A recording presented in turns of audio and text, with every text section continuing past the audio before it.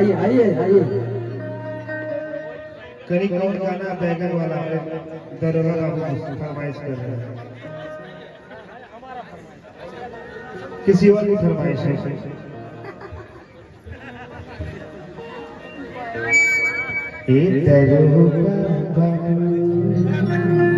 हाँ एगो है लंका गोलका बैगन वाला कॉमेडियन गाना है। हाँ लेकिन सर 2 लाइन आप सबों के लिए।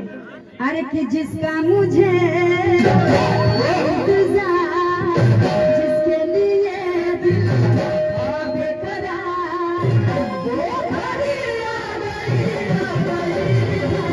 प्यार में ऐसे कौन सा जाना है, जीना है और किसको जाना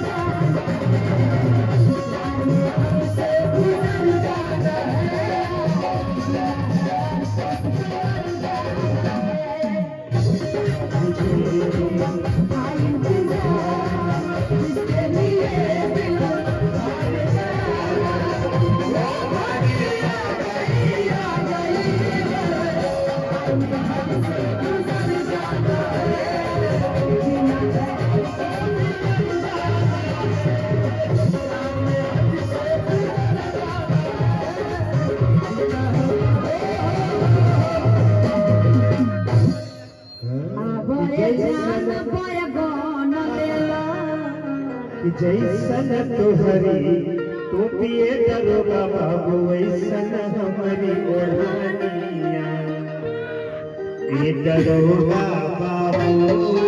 देखिए कहीं तो दरोगा जी चले जाएंगे जाने की मूड में, ऐसा मत गाइए कि चले जाए।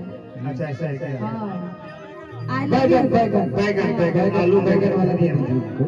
अरे कि नया नया बन के आई लपोया पानी, बाबू बाबू अरे कि हमारा 1 मिनट थोड़ा सा 1 किलो और बढ़ा दीजिए। बढ़ा दो भैया। एक किलो कि जवन बापे पसोन दना दन ले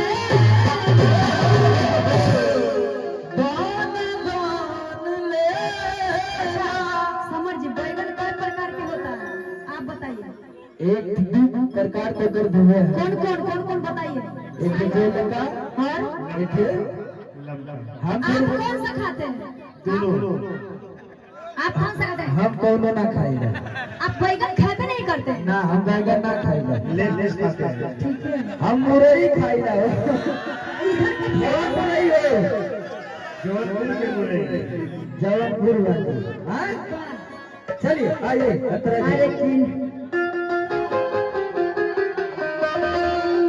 अरे कि नया नया